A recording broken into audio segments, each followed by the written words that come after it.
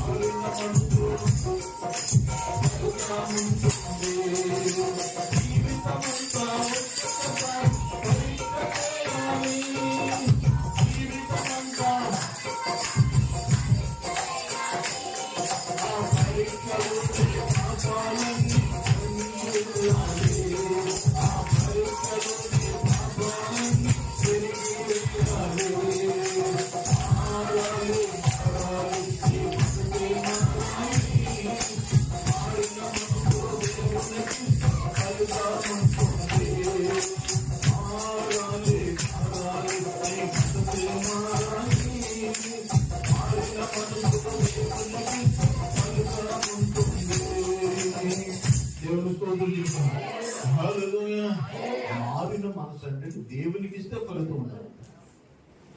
మారిన మనసు దేవునికి ఇవ్వకపోతే ఫలితం ఉండదు.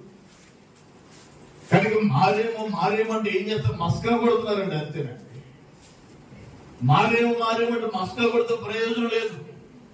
మారేమని చెప్పిన నీవు నీ జీవితాన్ని ఎవరికి ఇవ్వాలంటే దేవునికి ఇస్తే ఫలితం ఉందంటే.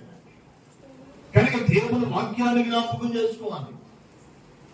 నీ మనసు మారాలి. రెండవది నూతన పరచబడాలి. మూడవది రూపాంతర అనుభవంలోనికి రావాలి. అప్పుడు దేవుని చిత్తం ఏమైందో నీ పట్ల నువ్వు తెలుసుకుంటావు. అప్పుడు వరకు దేవుని చిత్తం ఏంటో నీకు తెలియదు. దేవుని చిత్తాన్ని నువ్వు గ్రహించలేవు. కనుక మధ్యాహ్న కాల సంవత్సరం ఆలోచన చేసుకో. నీ ఆత్మీయ జీవితంలో నువ్వు ఎలా ఉన్నావన్నది ఒకసారి పరిశీలన చేసుకో. పిల్లల యెహెజ్కేలు గ్రంథము 18:31 ఒకసారి చూస్తే దేవుని వాక్యం అక్కడ మాట్లాడుతున్న ఆ మాటలు ఒకసారి మనం చూద్దామండి. మీరు జరిగించిన అక్రమ క్రియలన్నిటిని విడిచి నూతన హృదయమును నూతన బుద్ధియు తెచ్చుకుని ఇశ్రాయేలులారా మీరెందుకు మరణం అందురు? ఇదే ప్రభువుకు యెహోవా వాక్కు. దేవుని స్తోత్రం చెప్తున్నారు. ఇదే ప్రభువుకు యెహోవా వాక్కు. ఏంటయ్యా ఈ వాక్కు అన్నాడు? మీరు జరిగించిన అక్రమ క్రియలన్నిటిని విడిచిపెట్టండి. దేవుని స్తోత్రం చెప్తున్నారు. మీరు జరిగించిన అక్రమ క్రియలను విడిచిపెట్టండి. ఒకసారి జ్ఞాపకం చేసుకో. నూతన సంవత్సరంలో ప్రవేశించావు. నూతన హృదయమునే పొందాలో ఒకసారి ఆలోచన చేసుకో. నూతన హృదయంలో ఉంటే మీరు జరిగించిన అక్రమ క్రియలను విడిచిపెట్టండి. అక్రమ క్రియల మీద ఉండకూడదు. దేవుని వాక్యం అంటుంది విడిచి నూతన హృదయమును నూతన బుద్ధి తెచ్చుకోండి. దేవుని స్తోత్రం చెప్తున్నారు. ఏం చేయాలంటే నూతన హృదయం తెచ్చుకోవాలంట, రెండోది నూతన బుద్ధి తెచ్చుకోవాలంట. అప్పుడు దేవుని కార్యాలను చూస్తాం. అంతేగాని నూతన హృదయం లేకుండా నూతన బుద్ధి లేకోకుండా మన జీవితం అలాగే ఉన్నాం అనుకో ఉపయోగం లేదు. ఒకసారి ఆలోచన చేసుకునే జీవితాన్ని దేవుడి సంవత్సరం ఒకవేళ నీకు గడువు సంవత్సరంగా ఇచ్చాడేమో. పిల్లలు ఒకసారి జ్ఞాపకం చేసుకో. నీకు ఒక గడువు సంవత్సరంగా దేవుడు ఇచ్చాడు. దేవుని వాక్యంలో మాట్లాడుతున్న మాట ఏంటంటే అక్కడ అందరికీ ఒక అంజూరపు చెట్టు నాటబడింది. అది ఎంతకాలం చూస్తున్న ఫలాలు కనబడట్లేదు అంటాడు. ప్రజలు 3 ఏళ్ల నుంచి చూస్తున్న ఫలాలు కనబడట్లేదు. ఆ తోట అంటాడు ఈ చెట్టును నరికి అగ్నిలేసి అంటాడు. ఈ చెట్టును నరికి అగ్నిలేసి అంటున్నాడు. అప్పుడు ఆ తోటమాల అన్నాడయ్యా ఈ సంవత్సరం మట్టు కూడా గడివేమో. దేవుని స్తోత్రం చెప్తున్నాడు. ఈ సంవత్సరం మట్టు కూడా గడివేమో. ఒకవేళ అక్కడ ఫలించకుండా రాళ్ళు ఉన్నాయేమో, రాళ్ళు ఏరేస్తాను. ఒకవేళ భూమి సొత్తు గలది లేదేమో, ఎరువు లేదేమో, సొత్తు గల భూమిగా ఎరువేసి దాన్ని చేస్తాను. దేవుని స్తోత్రం చెప్తాను. ఆలోచించండి. తోటమాలు బ్రతుమాలుకుంటాడంటే బ్రతుమాలుకుంటే ఈ సంవత్సరం కూడా కలిగేమో. ప్రియ దేవుని సంగమా, ప్రియ దేవుడు ఒకసారి ఆలోచన చేసుకో. దేవుడి సంవత్సరం కూడా గడువు సంవత్సరంగా ప్రభు నీకు ఇచ్చాడేమో. ఈ గడువు సంవత్సరంలో ఒకసారి నీ జీవితాన్ని పరిశీలన చేసుకో. నూతన హృదయము నూతన బుద్ధి నీలో ఉందో లేదో ఒకసారి ఆలోచన చేసుకో. మనసు మారిందో మారలేదో ఒకసారి ఆలోచన చేసుకో. నూతన పరచబడ్డదో నూతన పరచబడలేదో ఒకసారి ఆలోచన చేసుకో. చంచలమైన మనసు వద్దు, వేషధారణ బ్రతుకోవద్దు. దేవుని కొరకు రోషం కలిగి బ్రతుకుతాం. పిల్లలు అయితే దేవుని కొరకు బ్రతుకో, లేకపోతే మాకులతో కలిసిపో. అంతేగాని 2 పనుల మీద కాలం వేయవద్దు. పిల్లలు దేవుని వాక్యాన్ని జ్ఞాపకం చేసుకోవాలి. దేవునితో ఉన్నవాడు కడవర వరకు దేవుని కొరకు బ్రతుకు. దేవుడు నీకు రాజ్యాన్ని ఇస్తాడు. దేవుని స్తోత్రం చెప్తున్నాడు. మనం భక్తి చేసే దాని కొరకే. మన భక్తి ప్రేమ ప్రార్థన ఏంటంటే లాభం కోసం కాదు, మన ఆత్మను కాపాడుకోవడానికి. దేవుని స్తోత్రం చెప్తున్నాడు. మన ఆత్మను కాపాడుకోవడానికి, రాత్రుల ఉగ్రత నుంచి తప్పించబడడానికి, భయంకర ఉగ్రతలో మనం వెళ్ళిపోకుండా మనల్ని మనం కాపాడుకోవడానికి భక్తి చేస్తున్నాం. అంతేనండి. పిల్లల శరీరానికి చావు ఉంది కానీ ఆత్మకు చావు లేదు. అయితే ఆత్మ తాను దయచేసిన దేవుని దగ్గరికైనా వెళ్ళాలి, లేకపోతే పిల్లల కింద ఉన్న పాతాళంలోనికైనా వెళ్ళాలి. పిల్లలకి జ్ఞాపకం చేసుకోవాలి. నీ మనసు మారి నూతన పరచబడి రూపాంతర అనుభవంలోకి వస్తే ఆ కింద ఉన్న పాతాళంలో తప్పించుకుంటాం. పరమనకు ప్రభు బుద్ధిమంతుడిగా నీ మార్గాన్ని సరళం చేసుకో. ప్రభు నేను హెచ్చరిస్తా ఉన్నాడు. దేవుని వాక్యం సూటిగా మాట్లాడుతున్న మాట ఏంటంటే మీరు జరిగించిన అక్రమ క్రియలన్నింటినీ విడిచి. దేవుని స్తోత్రం చెప్తున్నా. మీరు జరిగించిన అక్రమ క్రియలన్నింటినీ విడిచిపెట్టండి. విడిచిపెట్టాలి అక్రమ క్రియలు, విడిచిపెట్టాలి వేషధారణ, విడిచిపెట్టాలి పేర దేవునికి వ్యతిరేకమైన కార్యాలన్నీ కూడా విడిచిపెట్టాలంతేనండి. అప్పుడే దేవుని కార్యాలు చూస్తాం. ఒకసారి ఆలోచించాలి. చక్కగా భక్తి చేస్తాం, అది ఎవరైనా కోపంతో ఏదైనా మనం రెచ్చగొట్టడానికి ఏం చేస్తున్నాం అంటే నోరంతా పారేస్తాం. ఉపయోగం ఏముంది? ఒకసారి ఆలోచించండి. అంటాడు, మీరు మీ నోటికి కత్తి పెట్టుకోగలిగితే దేవుని స్తోత్రం. హల్లెలూయా. అట్లా నీ నోటికి చిక్కాన్ని పెట్టుకోవాలి. చిక్కాన్ని పెట్టుకోవాలి. సరిగ్గా నీ నోటికి చిక్కం పెట్టుకున్నావంటే మౌనంగా కూర్చున్నావు అనుకో, ఎంతసేపు పెడతారు, ఎంతసేపు అవుతాడు, వాగి ఒకసారి ఆలోచించండి. మన ఆత్మీయ జీవితాన్ని పరిశీలించు. ఆత్మీయ జీవితాన్ని పాడు చేసుకోవద్దు. ఆత్మీయ జీవితాన్ని పాడు చేసుకోవద్దమ్మా. నువ్వు రూపాంతర అనుభవంలోకి రావాలి. దేవుని స్తోత్రం. వేరే జ్ఞాపకం చేసుకో. శుక్రవారం చెప్పాను, విశ్వాసులు పరిశుద్ధులు అవ్వాలంట, పరిశుద్ధులు పరిపూర్ణులు అవ్వాలంట. దేవుని స్తోత్రం. ఇంకా విశ్వాసులుగానే ఉంటారంటే ఎలాగ? ఇంకా చిన్నపిల్లలుగానే ఉంటారంటే ఎలాగ? నీకు ఎదగకపోకుండా అలాగే ఉంటారు, మర్ర గుంజు లేకుంటారంటే ఎలాగా? నీ విశ్వాస జీవితంలో పరిశుద్ధతలోనికి రావాలి. మీరు పరిశుద్ధతలోనికి వచ్చి నీవు పరిపూర్ణతలోనికి వెళ్ళాలి. దేవుని స్తోత్రం చెప్తున్నా. నువ్వు పరిపూర్ణతలోనికి వెళ్ళాలి. నువ్వు పరిపూర్ణతలోనికి వెళ్ళాలి అంటే ప్రేరణ దేవుని కొరకు రోషం కలిగి బ్రతకాలి. దేవుని కొరకు రోషం కలిగి బ్రతుకుతేనే పరిపూర్ణతలోనికి వెళతా. కనుక దేవుని వాక్యాన్ని జ్ఞాపకం చేసుకుంటూ ఉంటే అన్నడుగా మీ అక్రమ క్రియలను విడిచిపెట్టి నూతన హృదయమును నూతన బుద్ధిని తెచ్చుకోండి అని అంటాడు. ఇశ్రాయేలులారా, మీరెందుకు మరణం అందుదురు? దేవుని స్తోత్రం చెప్తున్నారు. అక్కడ ఇశ్రాయేలు అని పేరు తీసి నీ పేరు పెట్టుకోవాలి. అక్కడ నీ పేరు పెట్టుకుని చదువు. నీవెందుకు మరణం అందుతున్నావు? ఎందుకని ఆత్మీయంగా ఎదగలేకపోతున్నావు అంటాడు. పిల్లలు జీవించుచున్నావు అన్న పేరుకి జీవిస్తున్నావు, కానీ నువ్వు మృతుడివే అన్నాడు. జీవిస్తున్న పేరుకి జీవిస్తున్నావు, శారీరకంగా జీవిస్తున్నావు. శారీరకంగా నువ్వు జీవిస్తున్నావు, మంచిదే, కాదనట్లేదు. కానీ శారీరకంగా జీవిస్తున్నావు, నువ్వు మృతుడుగా ఉన్నావు. ఆత్మీయ జీవితంలో, ఆత్మీయ జీవితంలో చచ్చిన వాడిగా ఉన్నావు. ఆత్మీయ జీవితంలో కంపబడుతున్న వాడిగా ఉన్నావు. ఆత్మీయ జీవితంలో ఎదుగు కనబడట్లా.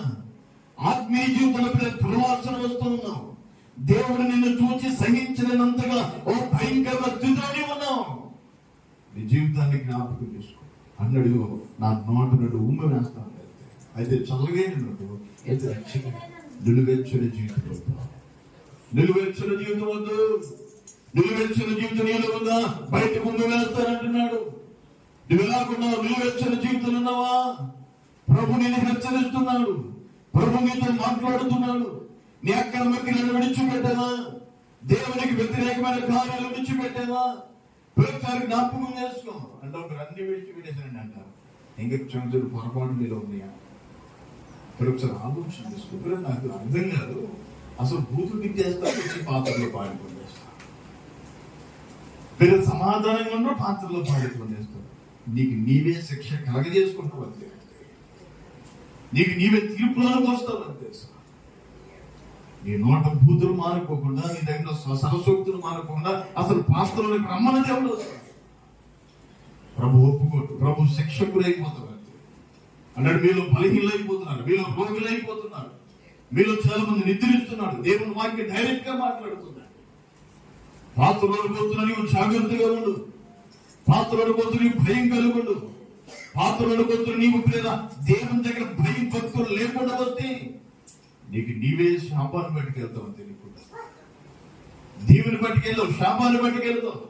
మనసు మారకుండా, నూతన పరచబడకుండా, రూపాంతరానికి రాకోకుండా. ఒకసారి కొంచెం ఆలోచన చేసుకో. ఒకసారి పరిశీలన చేసుకో. ప్రభు నేను హెచ్చరిస్తున్నాడమ్మా. ప్రభు నీతో మాట్లాడుతున్నాడు. ఇంకా అక్రమ క్రియలు విడిచిపెట్టట్లేదా? ప్రభు నేను హెచ్చరిస్తున్నాడు. నూతన పరచబడు. హృదయం మారాలి, నీ బుద్ధి మారాలి. మీరు మరణం అందకూడదు.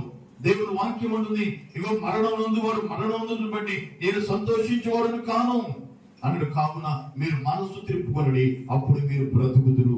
ఇదే ప్రభువు యెహోవా వాక్కు. దేవుని స్తోత్రం చెప్తాను. హల్లెలూయా. మీరు మనసు తిప్పుకోండి, మీ మనసును మార్చుకోండి, మీరు బ్రతుకుతారని అంతే. నీ మనసు మార్చుకుంటే నువ్వు బ్రతుకుతావు. మనసు మార్చుకోకపోతే ఆత్మీయంగా చచ్చిపోతావు. అప్పుడు దేవుని ప్రత్యక్షతలు, దేవుని స్వరములు, దేవుని కార్యాలు కోల్పోతూ ఉంటావు. ఒక్కసారి నిన్ను పరిశీలన చేసుకో. మత్తయి సువార్త 24:12 భాగాన్ని కూడా ఒకసారి చూస్తూ ఉంటే దేవుని వాక్యం మాట్లాడుతున్న ఆ మాటను చూద్దామండి. అక్రమము విస్తరించుడు చేత అనేకుల ప్రేమ చల్లారును, అంతము వరకు సహించిన వాడు ఎవడు వాడే రక్షింపబడును. దేవుని స్తోత్రం. అక్రమం విస్తరించుడు అంటే అనేకుల ప్రేమ చల్లారిపోయిందంట. దేవుని బిడ్డల్లో ప్రేమ కనబడట్లా, ప్రేమించే మనసు కనబడట్లా. ఏంటయ్యా కారణం అంటే అక్రమం విస్తరించడం వల్ల అనేకుల ప్రేమ చల్లారిపోతా ఉందంటే. ఒకసారి జ్ఞాపకం చేసుకో, నీలో దేవుని ప్రేమ ఉందా? ప్రేమ చల్లారిపోతా ఉందా? ప్రభు నిన్ను హెచ్చరిస్తూ ఉన్నాడు, అక్కడ మాట్లాడుతున్నాడు, అంతవరకు సహించువాడు ఎవడో వాడే రక్షింపబడను. దేవుని స్తోత్రం. హల్లెలూయా. అంతవరకు సహించువాడు ఎవడో వాడే రక్షించబడతాడు. సహింపుతారన్నాడు అంతే. ఇక్కడ ఒక్క మాట తెచ్చాడండి, అంతవరకు నువ్వు సహిస్తే వాడెవడు వాడే రక్షించబడతాడు. సహించగలుగుతున్నావు, సహించు. దేవుని వాక్యాన్ని జ్ఞాపకం చేసుకోవాలి. నీ ప్రేమ ఎందుకు చల్లారిపోతుంది? దేవుని వాక్యంలో స్పష్టంగా మాట్లాడుతుంది, అన్నిటిలో శ్రేష్టమైనది ప్రేమే. దేవుని స్తోత్రం. పిల్లలు ప్రేమే. ఆ ప్రేమను బట్టి మీరు దేవుడు తీర్పులో తీసుకొస్తారు. ఆ ప్రేమను బట్టి నీకు దేవుడు ఆన్సర్ ఇవ్వాలో లేదా అని చూస్తారు. కానీ నీ జీవితాన్ని జ్ఞాపకం చేసుకో. దేవుణ్ణి ప్రేమించడం, తోటి విశ్వాసాన్ని ప్రేమించడం నేర్చుకో. లేదా దేవుని వాక్యాన్ని జ్ఞాపకం చేసుకో. దేవుని వాక్యం మనల్ని బలపరుస్తాము. అక్రమం మనలోకి రాదు. అక్రమం విస్తరించడం ద్వారా అనేకుల ప్రేమ చల్లారిపోతాం. ప్రేమ చల్లారిపోతుందంటే అక్రమం విస్తరిస్తుంది. ప్రేమ చల్లారిపోతుందంటే ఏదో లోపం నీలో ఉంది. ప్రేమ చల్లారిపోతుందంటే చేదైన వేరే ఏదో ఉంది నీలో. అది తొలగిస్తేనే కానీ అది మొదటి ప్రేమను, మొదటి ఆత్మను, మొదటి భక్తిని నువ్వు సంపాదించుకునేవాడు. కానీ నీ జీవితాన్ని జ్ఞాపకం చేసుకో. దేవుడి వాక్యాన్ని చివరిగా మనం జ్ఞాపకం చేసుకుంటా ఉంటే యెషయా గ్రంథం 40:31 భాగాన్ని ఒకసారి చూస్తే దేవుని వాక్యం మాట్లాడుతున్న ఆ మాటను మనం చూద్దామండి. యెషయా గ్రంథం, యెహోవా కొరకు ఎదురు చూచువారు నూతన బలము పొందుదురు. దేవుని స్తోత్రం చెప్తున్నాను. హల్లెలూయా. యెహోవా కొరకు ఎదురు చూచువారు, దేవుని కొరకు ఎదురు చూచేవారంట నూతన బలాన్ని పొందుతారంటే. దేవుని స్తోత్రం చెప్తున్నాను. అని అంటాడు, వారు పక్షిరాజు అని రెక్కలు చాపి పైకి ఎగిరిపోతారంట. అక్కడ మరలా అంటున్నాడు, వారు అలయక పరిగెత్తుతురు, సమస్యలకి నడిచిపోతురు. దేవుని స్తోత్రం చెప్తున్నాను. హల్లెలూయా. ఆలోచించండి, దేవుని కొరకు ఎదురు చూస్తే నూతన బలం నీకు వస్తుంది. దేవుని కొరకు ఎదురు చూస్తే ఆ నూతన శక్తిని పొందుకుంటా. ఆలోచించండి, దేవుని కొరకు ఎదురు చూస్తేనండి అసలు ఆయన ఇచ్చే సంతోషం మీద హృదయంలో పొంగి పొంగి పొరులుతూ ఉంటుందండి. దేవుని స్తోత్రం చెప్తాను. కానీ మనకి జ్ఞాపకం చేసుకోవాలి, ఆయన కొరకు ఎదురు చూడాలంటే ఆ సంతోషాన్ని పొందుకోవాలి, ఆ నూతన ఫలాన్ని మనం పొందుకోవాలి అన్నప్పుడు వారి పక్షిరాజు రెక్కల వల్ల చాపంట పైకి విడుదలంట. దేవుని స్తోత్రం చెప్తాను.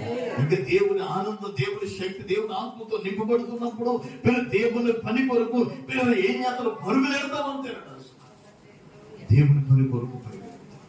కనుక దేవుని వాక్యాన్ని జ్ఞాపకం చేసుకోవాలన్నాడు. వారు అమెరికా పరిగెత్తుదురు, సమస్యలకు నడిచిపోతురు. దేవుని స్తోత్రం చెప్తాను. సమస్యలకు నడిచిపోతురు. దేవుని సన్నిధి ఎంత దూరమైన సమస్యల కొరకు పరుగులెడతా ఉంటారు. దేవుని కొరకు, వాక్యం కొరకు, ఆకలితో ఏం చేస్తారు? పరుగులెడతారంతేనండి. ఎప్పుడు వెళ్ళాలా, ఎప్పుడు ఆత్మీయ ఆహారం భుజించాలా, ఎప్పుడు దేవుని కొరకు రోషం కలిగి బ్రతకాలా అందుకు ఆతృత వెంటాడుతుంది. ఏదో చిన్న చిన్న సాగులు చెప్పి తప్పించు. ఆలోచన చేసుకో. ప్రభు నేను హెచ్చరిస్తా ఉన్నాడు, ప్రభు నీతో మాట్లాడుతూ ఉన్నాడు, ప్రభు నేను హెచ్చరిస్తా ఉన్నాడు. నువ్వు ఎలాగున్నావు? దేవుని కొరకు ఎదురు చూసే వారికి ఉన్నావా? నూతన ఫలాన్ని పొందగలుగుతున్నావా? పక్షిరాజు రెక్కల వారి పైకి చాపినట్టుగా దేవుని కొరకు ఎగురుకోగలుగుతున్నావా? వారు అలేక పరిగెత్తే సమస్యలు నడిచిపోతున్నారంట. నువ్వు అలేక పరిగెత్తగలుగుతున్నావా? దేవుని కోసం పరిగెత్తడం నేర్చుకో, దేవుడిని బలపరచడం నేర్చేస్తాడు. దేవుని స్తోత్రం చెప్పు. నువ్వు పరిగెత్తడం నేర్చుకుంటే దేవుడు నిన్ను బలపరుస్తాడు. అంతే. వాక్యం కొరకు పరిగెత్తాలండి. ఆకలి ఉండాలి. వాక్యం కొరకు ఆకలి ఉండాలి. ప్రభా నీ వాక్యం అనే ఆహారం నేను తీసుకోవాలని ఎప్పటికప్పుడు మీరు పరిగెడుతూ ఉంటే అప్పుడు దేవుడు మనల్ని బలపరుస్తాడు. ఒకసారి ఆలోచన చేసుకో. శరీరానికి ఫుల్గా పెట్టేసామనుకో ఏం చేస్తుంది? బద్ధకంలో ఊగుతా ఉంటుంది. కానీ మీరు ఆత్మకు ఆహారం పెట్టే వరకు ఏం చేస్తుంటే ఆత్మీయ ఆహారము నిన్ను భక్తిలోనికి నడిపిస్తుంది. దేవుడు ఆత్మీయ ఆహారము నిన్ను పరలోకానికి తీసుకెళ్ళాలి. మంచం మీద కలిసి తీసుకెళ్ళాలి. దేవుని రాజ్యం కొరకు తీసుకుని వెళుతుంది నేను. కానీ ఆత్మీయ ఆహారం కొరకు పరుగులెత్తాలి. పరుగులెత్తున్నప్పుడు దేవుడు మనల్ని బలపరచడానికి ఇష్టపడుతుంది. కానీ ఆత్మీయ ఆహారం కొరకు పరిగెత్తుంది. ఒకసారి ఆలోచన చేసుకోవచ్చు. శరీరాహారం కాదు ముఖ్యమే కాదంటున్నాను. దానికంటే ప్రాముఖ్యమైనది ఆత్మీయమైన ఆహారం. నువ్వు జారిపోకు, నువ్వు సాతానికి చోటు, నువ్వు పడిపోకుండా నేను కాపాడేది ఏంటంటే ఆత్మీయమైన ఆహారం. దేవుని స్తోత్రం. హల్లెలూయా, హల్లెలూయా. వాక్యం కొరకు పరిగెత్తే వారిగా కలిపి మధ్యాహ్నం కలిసి ఒకసారి ఆలోచన చేసుకో. దేవుని చిత్తం ఏదో పరీక్షించి తెలుసుకున్నాను. దేవుని చిత్తం పరీక్షించి తెలుసుకోవాలంటే నీ మనస్సు మారాలి, నూతన పరచబడాలి, రూపాంతరాలు రావాలి. దేవుని స్తోత్రం. అప్పుడే దేవుడి కార్యం మీద నువ్వు చూడండి. మీ అక్రమ క్రియలన్నిటిని విడిచిపెట్టి ఇంకా దేవునికి వ్యతిరేకమైన ఏదో ఉన్నదేమో అనుకోవచ్చయ్యా. నేనేం చేయట్లేదు, నేను బూతులు తిడతలేదు, ఏదో మంచిదే కాదంటలేదు, ఏదో చిన్న గర్వం మీద ఉందేమో, నీకు తెలియకుండా చిన్న గర్వం మీద ఉందేమో, నేను అనే స్వభావం ఉందేమో. అది ఉంటే అసలు వెళ్ళలేము. సరే ఆలోచించాను. అంటే ఏ విషయంలో ఏదంటే అన్ని కూడా చక్కగా ఉంటాయండి. కానీ అయ్యి మాత్రం ఏం చేస్తుంది? దానికి అర్థం కూడా నేను దైవులో నిలబడి దానికి అర్థం కూడా నేను. అది పోతేనే కానీ దేవుని కార్యాన్ని చూడలేవు. దేవుని స్తోత్రం. నేను మోకరించినప్పుడల్లా అదే ప్రార్థన చేస్తాను. నేననే స్వభావం నాకు రాకూడదయ్యా. నేను అనే స్వభావం అసలు నాలో ఉండకూడదు. ఆ చేదైన వేరు నాలో తీసివే ప్రభా అని దేవుడి దగ్గర అడుగుతూ వస్తాను. తగ్గించుకోవాలి, తగ్గింపే కావాలి. ఒకసారి నీ జీవితాన్ని నీ మనస్సు మారాలన్నా, నువ్వు నూతన పరచబడాలి, నువ్వు రూపాంతరాలకు. దేవుని స్తోత్రం. విశ్వాస జీవితంలో ఉన్నా ఇంక విశ్వాసమే కాదు, పరిశుద్ధతలో కాదు. పరిశుద్ధతలోనే నీవు పరిశుద్ధతలోనే కాదు పరిపూర్ణతలోనికి రావాలి. దేవుని స్తోత్రం చెప్పాలి. అప్పుడు మీరు దేవుని కార్యాలు మనం చూడాలి. అప్పుడు దేవుని కార్యాలు చూడాలి. అంటే మీరు శరీరం బలహీనమని కానీ ఆత్మశక్తి. దేవుని స్తోత్రం. శరీరం ఎప్పుడు బలహీనం, నువ్వు అలసిపోయా, నువ్వు నీరసంగా ఉన్నావు, అంత దూరం వెళ్ళలేవు అంటే అది శరీరము. కానీ ఆత్మ అంటది నువ్వు వెళ్ళగలవు, వాక్యం కొరకు పరిగెత్తు. దేవుని స్తోత్రం చెప్పాలి. ఇప్పుడు రెండు పోరాటాల మధ్య దేన్ని జయిస్తున్నావు? ఈ రెండు పోరాటాల మధ్య దేన్ని జయించగలుగుతున్నావు? నీకు మోకాళ్ళ అనుభవం ఉంటే శరీరాన్ని జయిస్తావు, మోకాళ్ళ అనుభవం ఉంటే ఆత్మీయ ఆకలితో పరుగులెడతావు. మోకాళ్ళ అనుభవం లేకపోతే ఈ వారం వెళ్ళకపోతే ఏమైందిలే, వచ్చి వారం వెళ్ళాలి. కలిగి నీ జీవితాన్ని జ్ఞాపకం చేసుకో. ప్రభు నిన్ను హెచ్చరిస్తున్నాడు, ప్రభు నిన్ను బలపరుస్తున్నాడు. మీ మనస్సు మారిందా? నూతన పరచబడ్డావా? రూపాంతర అనుభవంలోనికి వచ్చావా? లేదో ఒకసారి పరిశీలన చేసుకో. ఈ సంవత్సరమైనా గడువు సంవత్సరంగా ప్రభు నీకు ఇచ్చాడు. ఈ గడువు సంవత్సరంలో అయినా మీరు నీ మనస్సును మార్చుకుని నూతన పరచబడి రూపాంతర అనుభవంలోనికి వచ్చాయి. దేవుని స్తోత్రం చెప్పాలి. హల్లెలూయా.